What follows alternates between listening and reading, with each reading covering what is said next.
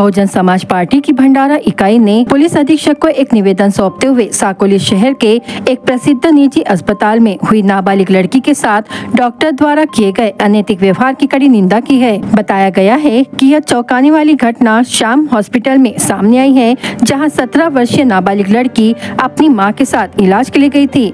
आरोप है कि डॉक्टर देवेश अग्रवाल ने सोनोग्राफी के बहाने मां और नर्स को बाहर भेज दिया और फिर सोनोग्राफी कक्ष में अकेले में लड़की के साथ शारीरिक छेड़छाड़ और अशोभनीय हरकत की। पीड़िता ने यह बात अस्पताल से बाहर निकलने के बाद अपनी मां को रोते हुए बताई। बाद में परिजनों ने साकोली पुलिस स्टेशन में इस संबंध में गंभीर शिकायत दर्ज करवाई। पुलिस ने मामले को गंभीरता से लेते हुए डॉक्टर देवेश अग्रवाल के खिलाफ भारतीय दंड संहिता और बाल यौन शोषण संरक्षण अधिनियम पोक्सो के तहत विभिन्न धाराओं के तहत मामला दर्ज किया है। हालांकि आरोपी डॉक्टर अब तक फरार है। बहुजन समाज पार्टी ने मांग की है कि आरोपी को तुरंत गिरफ्तार किया जाए, पीड़िता को न्याय मिले और आरोपी डॉक्टर का रजिस्ट्रेशन इंडियन मेडिकल काउंसिल द्वारा रद्द कराया जाए। पार्टी ने यह भी स्पष्ट किया है कि अगर प्रशासन इस पर त्वरित और सख्त कार्रवाई नहीं करता तो वे न्याय की लड़ाई के लिए सड़क पर उतरने को मजबूर होंगे। विषय असा आहे की महाराष्ट्रामध्ये जे सरकार आहे, देवेंद्र फडणवीस यांचे जे सरकार आहे, तर ह्या पूर्ण महाराष्ट्र राज्यामध्ये अन्याय अत्याचारामध्ये वाढ झालेली आहे। त्याचंच हे साकोलीचं एक प्रकरण आहे आणि आता जवळजवळ 5 दिवस होऊनही आरोपीला अटक झाली नाही। तर याच्यामुळे काय म्हणजे काय मेसेज जातो? हे प्रकरण झालं, आता मागे असं हे झालंय की बाबा एका मंत्र्याच्या पत्नीच्या दागिने चोरी झाले रेल्वेतून आणि संध्याकाळी पोलिसांनी ते उपलब्ध करून दिले। म्हणजे पोलिसांची जी क्रियाशीलता आहे ती इथे निष्क्रिय दिसत आहे आणि आरोपीला इनडायरेक्टली पोलीस मदत करत आहेत। नाही तर 5 दिवस होऊन त्याला पकडायला काय लागते? आतापर्यंत त्याचे मोबाईल जर त्याचे ट्रॅक केला तर आरोपी तर कुठेही सापडतो। मोठे मोठे दहशतवादी सापडतात आणि ह्या 5 दिवसापासून हा डॉक्टर सापडत नाही। याला काय म्हणतो आपण? पोलिसांचा निष्क्रिय म्हणतो ना, निष्क्रियपणा आहे त्यांचा तो। तर याच्यावर आमचं जिल्हा प्रशासनाला, पोलीस प्रशासनाला आमची विनंती आहे बहुजन समाज पक्षाकडून की त्याला तात्काळ अटक करून त्याच्यावर जे काही गुन्हे दाखल झाले त्यानुसार पुढची कारवाई त्यांनी करावी। भंडारा जिल्ह्यामध्ये एक साकोली तालुका आहे, त्यामध्ये एक धनदांडगाय डॉक्टर आहे अग्रवाल नावाचं। त्यांनी एका 17 वर्षीय मुलीवरती बलात्कार करण्याचा प्रयत्न केलेला आहे अशी तक्रार त्याच्या आई वडिलांनी मुलीला घेऊन साकोली पोलीस स्टेशनमध्ये टाकलेली होती। फिर्यादीच्या तक्रारीनुसार जे काही आयपीसीच्या नुसार ज्या काही कलमा आहेत त्या दाखल झालेल्या आहेत। आरोपी फरार आहे। मुद्दा आरोपी फरारचा नव्हता। जी आम्हाला पीडितांकडून माहिती मिळालेली आहे, त्यांच्या वडिलांकडून ती माहिती अशी आहे की साकोली पोलीस स्टेशनचे जे अधिकारी आहेत, पोलीस स्टेशन ठाणेदार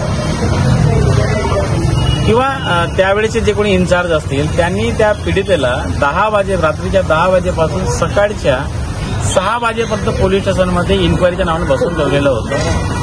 पोक्सो कायद्याचा नियम असा आहे की जर ती तुमच्याकडे तक्रार दाखल झाली की एफआयआर दाखल व्हायच्या आत, जसं त्यांनी सांगितली तसंच आरोपीच्याकडे जाऊन आरोपीला अटक केली पाहिजे किंवा आरोपीला आणलं पाहिजे हा नियम आहे।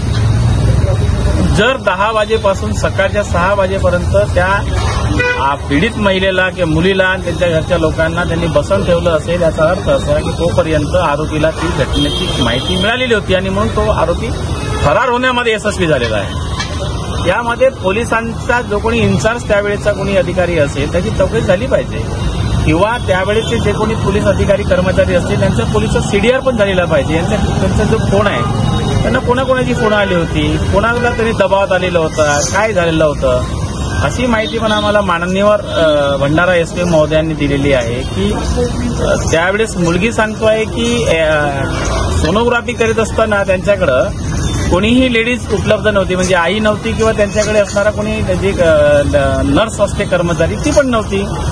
आता त्यांनी एका महार जातीच्याच कोणी एका नर्सला त्यांनी आरोपी सांगतो आहे उभा केला आहे की मी होती, पण दवाखान्यामध्ये फुटेजेस गँग त्याच्यामध्ये सीसीटीव्ही असतात आणि सीसीटीव्हीचा जो एरिया असतो जवळपास तो सोनोग्राफीच्या तर दरवाजापर्यंत असेल।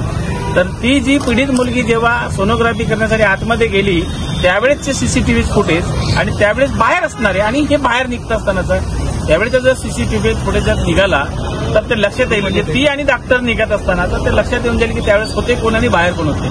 आणि म्हणून ज्या मुलीला जर ते उभं केलं असेल आणि ती जर मुलगी खोटी बयान देत असेल तर तिला सुद्धा पोक्सोमध्ये तिला अटक केली झाली पाहिजे, जी मुलगी खोटी बयान देत असेल आरोपीच्या बाजूने. ही आमची मागणी होती. म्हणून आमच्या काही मित्रांसोबत, आमच्या सहकाऱ्यांसोबत आम्ही मान्यवर भंडाऱ्याचे एसपी महोदयांची चर्चा करायला गेलो होतो. बहुजन समाज पार्टीच्या वतीने सुद्धा त्यांना निवेदन दिलं गेलेलं आहे. बहुजन समाज पार्टीचे मान्यवर नेते आमच्या महाराष्ट्राचे हमारे भाई साथी आहेत, त्यांनाही तुम्ही ते या प्रकरणाविषयी सविस्तर विचारू शकता. अटक होईल हा विषय नाही आहे, अटक त्याला करावीच लागेल. मुद्दा असा आहे की ते खोटे पुरावे कसे उभे करू शकतात आणि आरोपीला त्यांना फरार होण्यापर्यंतची जे काही वेळ उपलब्ध असेल ती देणारा कोणी अधिकारी कर्मचारी असेल त्याच्यात कारवाई झाली पाहिजे, अशी माझी मागणी आहे.